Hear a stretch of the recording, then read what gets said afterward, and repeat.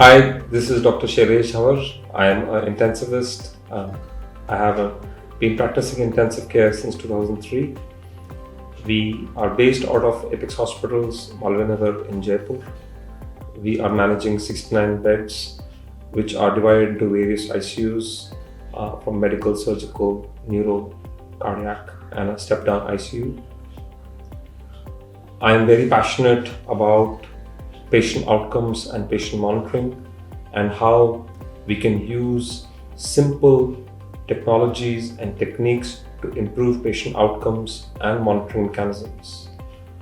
We have recently been using B105N monitors, which has really enhanced our experience in terms of patient monitoring and how we align our patient admissions through ER emergency into our various ICUs and other beds in the hospital.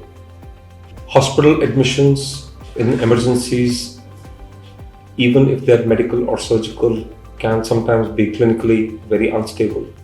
And decision to make the patients getting admitted into the right intensive care is very, very important if we have to improve the outcomes.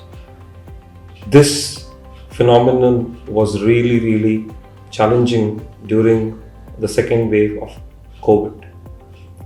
We, as a team, utilized the monitoring and the enhanced capability of these monitors with early warning scoring systems to track, trigger, and triage all our patients.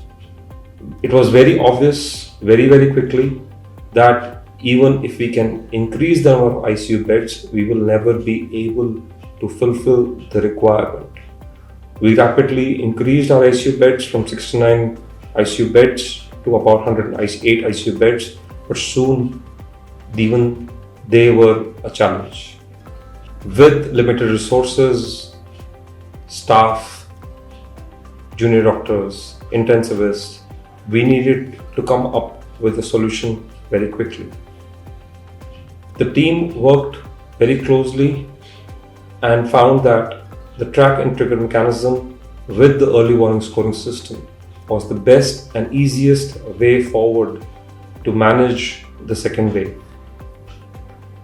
Early warning scoring systems are not new to medicine or intensive care. They have been around since 1997, but gradually have made a place in intensive care over the last few years, especially during the COVID pandemic. They were a very important tool to manage the volume of the pandemic. They include 6 or 7 vital parameters: systolic blood pressure, heart rate, oxygen saturation, temperature, level of consciousness. In the last few years, after a lot of research, in 2019, the level of oxygen has also been added, and this was a very significant tool which helped us to optimize even the oxygen consumption planning every day during the COVID pandemic. We divided the patients into 3 risk zones as per the early warning scoring systems. The low risk patients, which admitted to the green zone, were monitored frequently and managed with the rapid response teams or medical emergency teams when required, and primarily nurse-led. Any scoring systems, any score which was more than 4 or up to 6 were in the moderate risk, and they were managed in an orange zone. These needed more experienced nurses, oxygen beds with respiratory support, and a frequent escalation to intensive care was often required. These needed to be managed in very close proximity to intensive care beds.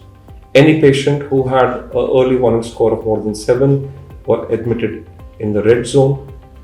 These were primarily intensive care beds where the intensivists and most experienced nurses with the most advanced therapies were available 24/7 Along with the scoring systems, there was a track and trigger mechanism.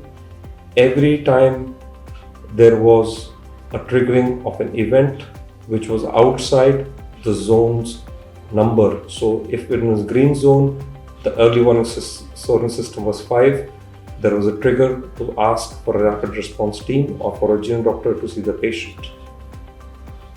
This simple tool not only helped us to improve outcomes, but was the only way we could manage efficiently the resources which we had, could plan the oxygen consumptions, and all the resources were pooled to manage the most sick patients and save a lot of lives.